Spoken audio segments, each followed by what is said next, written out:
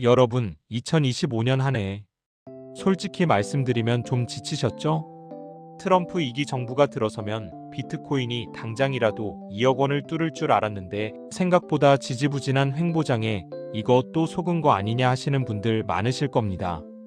그런데 여러분, 만약 2025년이 실패한 게 아니라 눈에 보이지 않는 지하 기초 공사를 하는 시기였다면요? 그리고 2026년 그 공사가 끝나고 전기가 곧바로 현금으로 바뀌는 거대한 시스템이 가동된다면 믿으시겠습니까? 응? 갑자기 웬 전기? 우리가 맨날 사용하는 그 전기? 자, 오늘 내용은 단순히 오른다, 내린다 수준의 이야기가 아닙니다. 앞으로 2년 시장의 판도를 뒤집을 핵심 키워드 전기의 금융화와 2026년 대폭발 시나리오를 아주 구체적으로 뜯어드리겠습니다. 이 영상을 끝까지 보시면 왜 지금이 엄청난 기회인지 뼛속까지 이해하게 되실 겁니다. 자, 먼저 이 낯선 단어부터 해결하고 갑시다. 전기의 금융화. 이게 도대체 무슨 소리냐? 미국에서 발의된 제네시스 법안에서 나온 말입니다. 핵심은 간단합니다.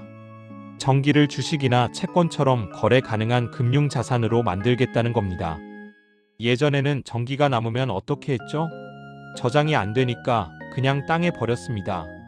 그런데 이제 미국 정부는 발전소 바로 옆에 AI 데이터 센터와 비트코인 채굴장을 짓도록 유도하고 있습니다. 이게 무슨 의미냐? 발전소 입장에서 전기가 남는다? 예전 같으면 버렸을 텐데 이제는 그 전기로 비트코인 채굴기를 돌립니다. 그럼 버려질 뻔한 전기가 순식간에 전 세계에서 거래 가능한 비트코인이라는 화폐로 변환됩니다. 즉, 물리적 에너지가 실시간으로 디지털 자본으로 치환되는 혁명, 이것이 바로 전기의 금융화입니다. 에이, 말은 그럴듯한데 그게 실제로 가능해? 의심되시죠? 그래서 제가 증거를 가져왔습니다. 이미 이 모델이 완벽하게 돌아가고 있는 곳, 바로 텍사스입니다. 텍사스는 미국 내에서도 독립된 전력망을 씁니다. 일종의 에너지 섬이죠. 여기서 비트코인 채굴자들은 단순한 코인 채굴러가 아닙니다. 전력망의 가상 배터리 역할을 합니다. 구체적으로 설명해 드릴게요. 평소에는 남는 전기를 싼값에 사들여 비트코인을 채굴해 수익을 냅니다. 그리고 폭염과 같은 비상시 전력 수요가 폭증하면 채굴기를 즉시 끕니다. 그리고 계약된 전기를 가정이나 병원에 양보하고 그 대가로 보조금을 받습니다. 이게 뭘 의미할까요? 비트코인 채굴이 전력망을 안정시키는 필수 인프라로 인정받았다는 뜻입니다. 2026년 미국 정부의 목표는 이 텍사스 성공 모델을 미국 50개 전체로 확대하는 것입니다. 그럼 여기서 가장 중요한 질문. 다 좋은데 왜 2025년엔 안 올랐냐? 여러분, 2025년은 트럼프 행정부가 들어서고 행정명령으로 판을 짜던 시기였습니다. 행정명령은 대통령 말 한마디지만 법적 구속력이 약합니다. 기관 투자자 입장에서는 다음 정권에서 뒤집히면 어떡해? 하고 눈치를 볼 수밖에 없었죠. 하지만 2026년은 다릅니다. 2025년에 준비한 전략적 비트코인 비축안이 BITCOIN 액트라는 정식 법률로 의회를 통과할 가능성이 매우 높습니다. 법이 통과되면 어떻게 되느냐? 대통령이 바뀌어도 마음대로 비트코인을 팔 수 없습니다. 여기에 더해 제네시스 미션에 따라 실제 에너지 특구에 정부 예산이 집행되고 건물이 올라갑니다.